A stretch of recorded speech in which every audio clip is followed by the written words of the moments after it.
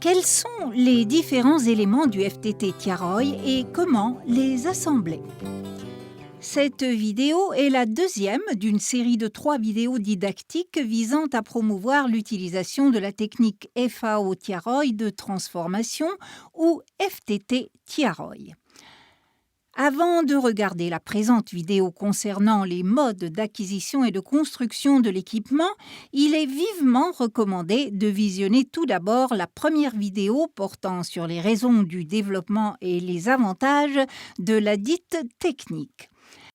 La présente vidéo fournit des informations pertinentes pour se procurer cet outil technique et est principalement destinée aux agents de vulgarisation, aux transformatrices et transformateurs de poissons et de crustacés et à toute institution de formation ou programme de développement s'intéressant au secteur des pêches.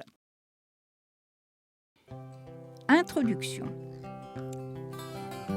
Les éléments du FTT Tiaroy à acquérir varient selon si l'opérateur veut pratiquer le fumage ou le séchage ou les deux, mais aussi selon qu'il dispose déjà ou non d'un des fours améliorés existants sur lesquels vont être raccordés les accessoires FTT Tiaroy.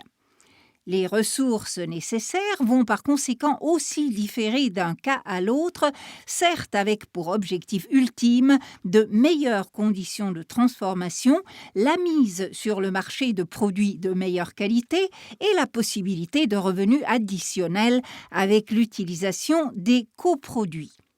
Dans tous les cas, l'équipement FTT Tiaroy devrait être envisagé dans le cadre global d'une unité de transformation aux normes, ce qui implique une adéquate conception de l'ingénierie technique et sanitaire des installations qui vont abriter cet équipement.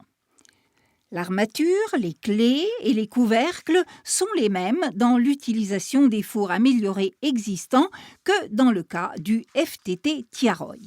La construction de ces parties ne sera pas reprise ici car elle est déjà suffisamment étayée dans de nombreux outils didactiques produits ces dernières décennies par les agences de développement dont la FAO, notamment sur le shortcore et le parpaing à double compartiment, en briques, en ciment, argile ou en boue maniée. Toutefois, une description détaillée sera faite de la trame du four vibré le plus robuste, dont la durée de vie est plus longue et nécessite moins d'entretien. Construction du four vibré. Il conviendra de prendre une décision pertinemment basée sur les pratiques d'utilisation et l'acceptation sociale quant au choix de type de four vibré. Celui-ci pouvant être shortcore, parpaing ou Altona à double compartiment. Comme dans la construction de tout four, il faut disposer d'un terrain de dimension convenable d'au moins 5 mètres carrés, bien nivelé, non inondable et exempt de toute source de contamination et de pollution. Pour être très résistant à la chaleur, il convient de choisir de bons matériaux. Par exemple, un béton armé très concentré en ciment et bien vibré est conseillé. L'idéal est d'utiliser une machine qui permet de rendre les parois très compactes. Les étapes de construction de ce four vibré à double compartiment sont les suivantes. Une tranchée de 20 cm est creusée et coffrée à l'aide de planches de bois. Des tiges de fer sont installées à l'intérieur de la tranchée. La fondation est coulée avec un mélange de 2 sacs de ciment, 2 brouettes de sable et 2 brouettes de gravier. Après une journée, la fondation est ensuite décoffrée. L'ensemble des parois et la cloison de séparation des compartiments sont coffrés et tapissés de fer de diamètre 6 mm et coulés avec un mélange ciment-sable-gravier. Le linteau au niveau des portillons et le chaînage à la partie supérieure sont bien matérialisés. Une corniche de sortie de 7 cm partant des parois est coulée à 20 cm du chaînage de la partie supérieure. Pour le prototype réalisé, les dimensions étaient de 1 mètre pour la hauteur, 4 mètres pour la longueur interne et 1 mètre pour la largeur interne. Quant à la longueur et à la largeur externe, elles sont respectivement de 4,4 mètres et de 1,4 mètres. Le four vibré à double compartiment coûte environ $800. Sa durée de vie estimée est d'au moins de 15 à 20 ans. Alors qu'un four fabriqué avec des briques en terre cuite ou à base d'argile coûte environ $600 et a une durée de vie d'environ 10 ans. Les clés de fumage ou de séchage.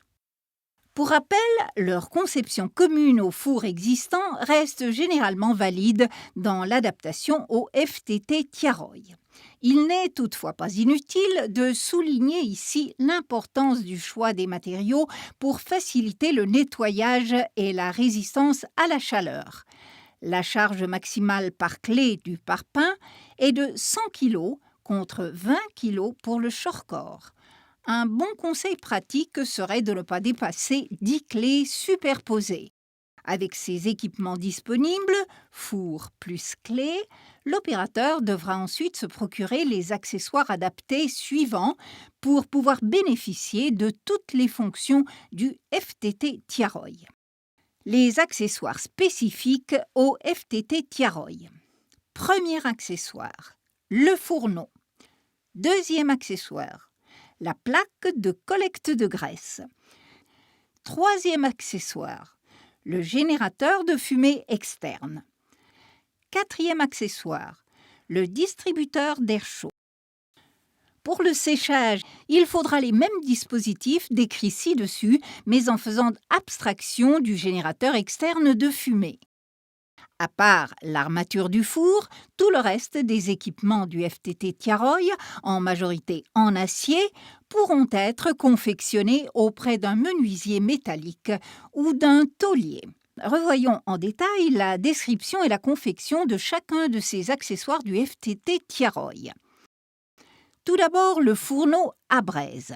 Il est destiné à porter le combustible qui servira à cuire le poisson.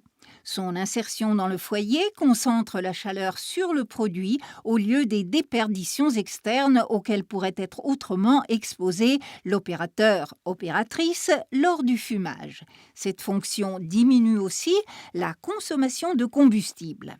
Le fourneau devrait s'adapter aux dimensions du portillon et est constitué principalement d'un caisson métallique de 24 à 26 cm de hauteur et de 1 mètre de largeur. Dans le cas où le portillon est trop petit, il conviendra de l'agrandir. Le fourneau est équipé de 4 roues pour faciliter son mouvement vers l'ouverture du four, de tubes en fer découpés, troués et soudés sur le caisson et qui servent de tuyaux de ventilation d'air, d'un bac à cendres démontable, d'un grillage métallique pour porter la braise, d'une forge à attiser le feu et à envoyer l'air chaud à l'intérieur du four. Le fourneau coûte environ $200 avec une durée de vie estimée à 5 ans. Le deuxième accessoire est la plaque de collecte de graisse. Comme son nom l'indique, c'est un système de collecte de matières grasses durant la cuisson du poisson. Il comprend un ensemble de trous coiffés chacun par un cône en forme de capuchon. Le trou permet à la chaleur provenant du fourneau d'atteindre le poisson sur la clé et le cône en forme de capuchon permet d'orienter la graisse et les exsudats sur la plaque au lieu qu'elle ne tombe dans le feu et ne provoque en brûlant un dépôt de goudron sur le produit. La dimension de la plaque à graisse est variable. Toutefois, elle devrait s'accorder au fourneau dans lequel elle devrait être placée. Celle utilisée lors des essais a 1 mètre de longueur, 1 mètre de largeur avec des trous de 10 cm de diamètre. Sur la circonférence de chaque trou est disposée une des tiges métalliques courtes et fines, coiffées par un capuchon. La plaque à graisse est placée légèrement inclinée à 5 cm du plateau chargé des poissons. Le coût moyen pour fabriquer le système de collecte de graisse est de $100. Sa durée de vie estimée est d'au moins 5 ans. Le troisième accessoire est le système de générateur indirect de fumée. Il s'agit d'un système qui comprend un tonneau métallique soudé à un tube métallique plus ou moins long de 1,5 m et de 30 cm de diamètre et d'un boîtier pour le filtre. Le tube métallique est modelable en spirale ou en tube circulaire en fonction de l'espace disponible. Ce générateur externe peut aussi être confectionné à partir d'un réservoir d'eau qui ne sert plus. Le boîtier est confectionné à l'aide d'une feuille métallique. Il est de forme circulaire et doit pouvoir s'insérer parfaitement au milieu du tuyau. Le menuisier métallique confectionne également le casier avec du fer de 6 cm. À l'intérieur du casier est placée une éponge végétale servant de filtre. C'est une éponge alimentaire de maille fine. Le casier contenant le filtre logera dans le boîtier métallique. Sa disposition en dehors de la chambre de fumage permet de refroidir la fumée avant d'atteindre le produit, tandis que l'effet de décantation de cette fumée est réalisé par le filtre intercalé dans le casier. Le coût moyen pour fabriquer un générateur indirect de fumée est de 260 $. Sa durée de vie estimée est d'au moins 5 ans. Enfin, le dernier accessoire est le répartiteur d'air. Ce dernier est particulièrement utile dans le cas d'utilisation de clés multiples. C'est un système composé de 2 caissons métalliques à l'intérieur desquels sont installées des ailettes horizontales du même nombre que les clés et épousant parfaitement les clés de séchage empilées et disposées verticalement. Pour faciliter la distribution d'air, un tuyau métallique relie le fourneau et le caisson de répartition d'air. L'air chaud est ainsi brassé sur les clés à l'aide de la forge du fourneau. Le répartiteur d'air a une durée de vie estimée à 3 ans au moins et coûte en moyenne 95 $. Pour la latte de la clé aérée, sa hauteur passe de 7 à 10 cm et une ouverture longitudinale est effectuée à un niveau de 3 cm pour laisser passer l'air chaud durant le séchage. Au total, en termes de coût, les accessoires du FTT Tiaroy sont évalués à 560 $ pour l'ensemble fourneau, plaque, générateur, répartiteur d'air destiné au fumage et 400 $ pour le même ensemble, hormis le générateur, en vue du séchage. Si l'on souhaite également construire un four vibré, il faut prévoir 800 $ pour ce dernier et entre 400 et 560 $ pour les accessoires FTT Tiaroy. Tous ces éléments peuvent être construits localement et sur mesure selon la quantité de poissons et ou de crustacés à sécher et ou à fumer par jour. La prochaine vidéo va nous indiquer comment utiliser ce système extrêmement efficace pour obtenir un séchage et ou fumage homogène, rapide et simple.